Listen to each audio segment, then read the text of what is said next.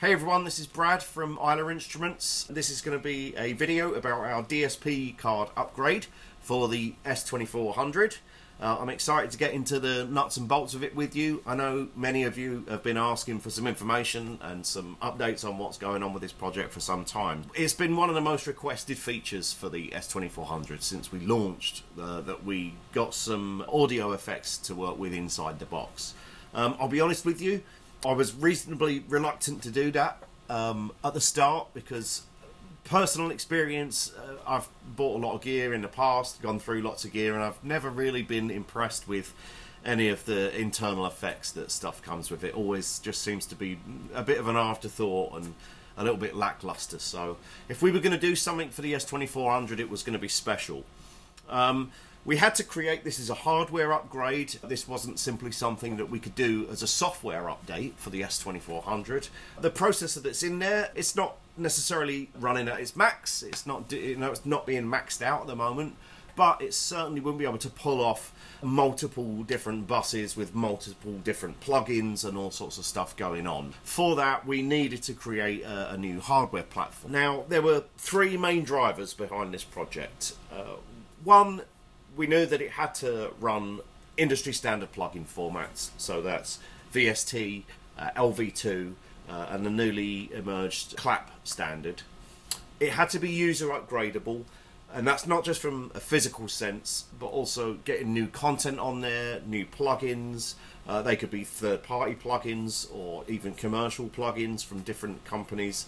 So we had to make that as frictionless as possible for the user to get new stuff on there, and didn't have to rely on us to provide new updates and stuff to get stuff on there. And number three, it had to sound good. So we've finally got the hardware platform. This is now ready for mass production. There's a limited number of these units at the moment that are on their way to beta testers shortly. They're going to help us get over those final hurdles and, workflow improvements and suggestions and stuff like that. Now, this in itself is a pretty powerful Linux standalone computer. It's a Linux distribution that we've spent over a year developing ourselves, which is really tailored towards real-time audio application, low latency audio application stuff.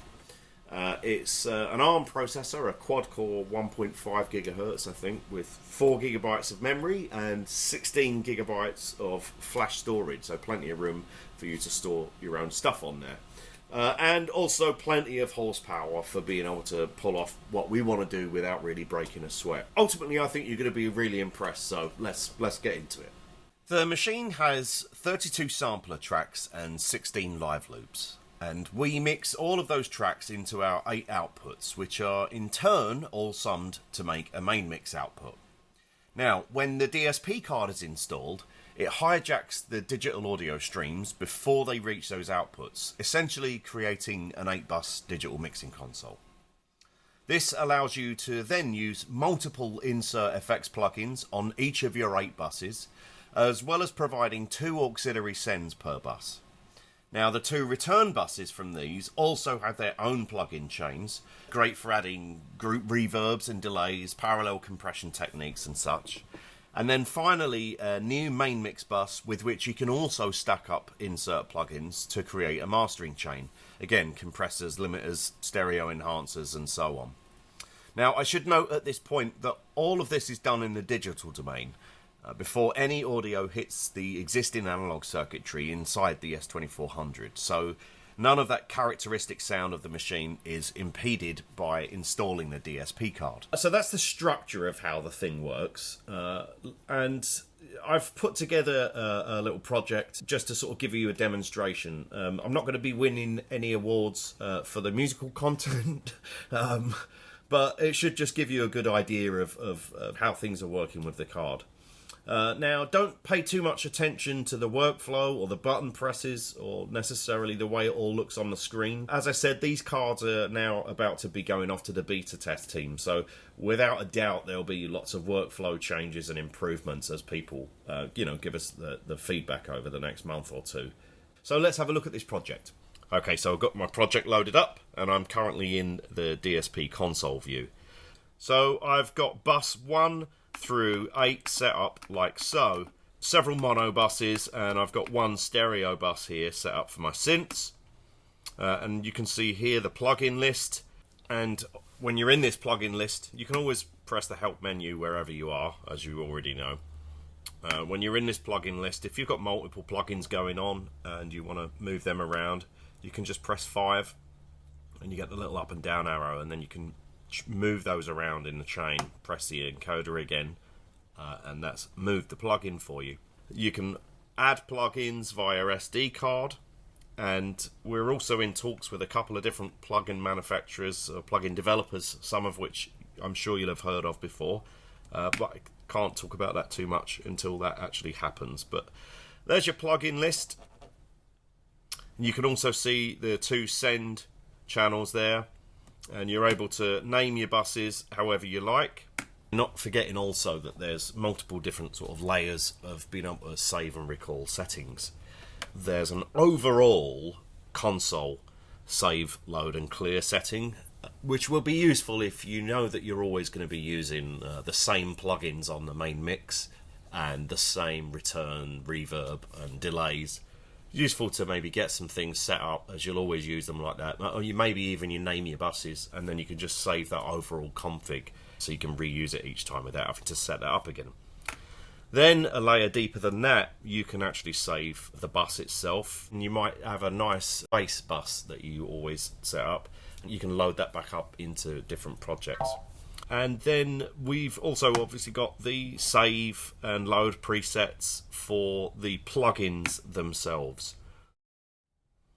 So I'm going to first just show you one of my mono bus. I've got a bass line set up on bus 2. So if we solo that one off, and I'll just disable these plugins real quick, and you can, hear as I reintroduce them. So that's the bass just dry as it was recorded in. This is a bass drive, kind of an amp simulation thing going on. Star Child 2, another one from Air Windows, and this just sort of adds a little bit of room ambience kind of thing. And obviously a compressor just to tame those peaks down. I've also got a stereo bus set up, which I'm sending multiple different sampler tracks to for my synth sounds, and obviously I want them to be panning around and doing all kinds of stuff. So if I scroll up to my stereo synth bus that I've got here, I've got an EQ and an inserted delay just to add a little bit of movement. So if I solo that one, and as I introduce these plugins, you will hear what's going on. It's just sort of scooping off the bottom end because I don't want it to make the mix muddy. And this delay kind of gives it a little bit of flutter. I've also got my return channels are set up. So return A, or what would is send A from all the other channels, has got a reverb in the chain, and then on my return bus B I've got a delay, so I can use those as group reverbs and group delays. So going back to the synth track, I can now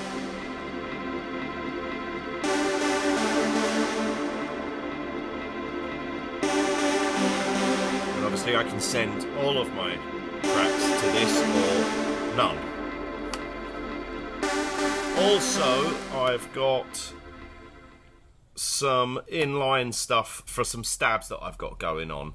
So if I just solo that track, now just on their own they're not really got much movement. So I added a bit crusher, turn that on, dirty it up a bit. Yeah, and then introduce some delay and a big bit of reverb there.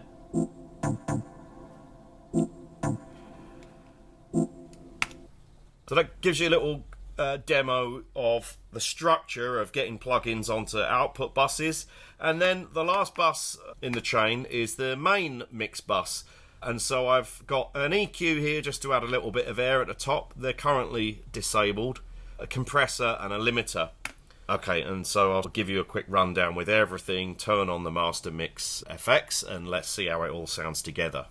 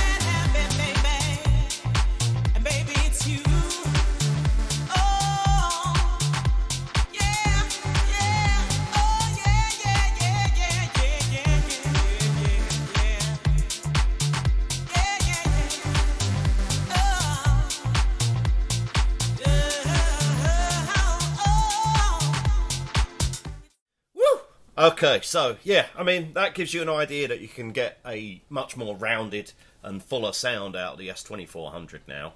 You can even do a bit of mastering inside the box. And, you know, the DSP card's been quite a labour of love and has been in the works for some time now. So I'm glad to see that the project is starting to come to maturity. Now, one of the other cool things about this is being able to use the live input on the back of the S2400. So I've got this guitar plugged in here into my live input there, assigned to DSP bus. So what we can do is go ahead and start piling on plugins and essentially use it as a live effects box for other instruments. So if we want to mess around, dry, let's bring in a bit of bit crusher.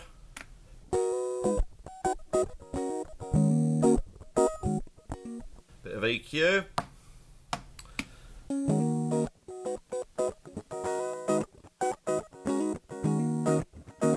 I've got a send set up for a nice big long reverb.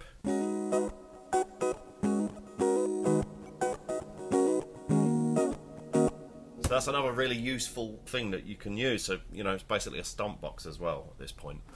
There were a few other things that I was unable to go over in this video. One of the biggest ones is a sort of live effects mode. I see a lot of people using a device like this in the uploads that they do with their S2400 jams, and from what I can tell, they're sort of just stereo effects that sit on the master bus. Things like slowdown effects and stutters and quick filter sweeps, you know, flat flange and phaser effects and things like that that are triggered just by the press of a pad. So the S2400 DSP card will have a mode that works on the master output mix. And of course we've got 8 pads there, so we've got 8 triggerable effects, and for each pad you've got a fader and 2 knobs, so there will be some parameters that you'll be able to adjust. I believe what we're doing there is actually creating our own plugin that will sit on the master bus, perhaps be hidden, that you can just enable, and when you enable it, you're in that page, and you've got your effects, sort of live performance mode if you like. The other thing that I wasn't really able to go over in much detail in this video is the fact that each bus has obviously its own page and its own list of plugins, which you've seen me demonstrate. What you can also do is when you're going through your plugins, the parameters of each plugin, you can choose some of them and map them to controls. So again, we've got 8 faders and we've got 16 pots, and so each bus has access to that one page. So you can assign, up until the amount of faders and pots that you've got, parameters from plugins. So you can hover over a parameter, press a button there to say, oh, I want to assign this to a control. So that when you're not in the plugin page, but you are on the bus, you've got access to certain parameters within multiple different plugins at once. That's something that I'll follow up with in a different video, because that would have taken me a fair while to go through. But yeah, so there's obviously other stuff that we've still got to do. But the hardware itself is now ready to head into manufacturing. So with that, I'll be sending out an email shot and letting you know that the pre-order will be open. You'll be able to obviously go to the page, find out more information about it, projected delivery dates and such. And I think that's about it for now. I'm sorry if I might have grown a beard or changed t-shirts or a different hair, but I've been videoing this over the past few weeks, so it's been a mission. All right, thank you very much for your time. I don't know why it just did that. OBS seems to be doing that on its own. There you go. Salsa. Can I do the intro? Go on then. Wait, right now? Yep. Is it recording? Yeah, this camera's looking at you. This camera's looking at that. Wait, so is it recording? So yeah, press start on it. How? On the S2400, you know how to press start. Forgot it. This? Yeah. Press it again.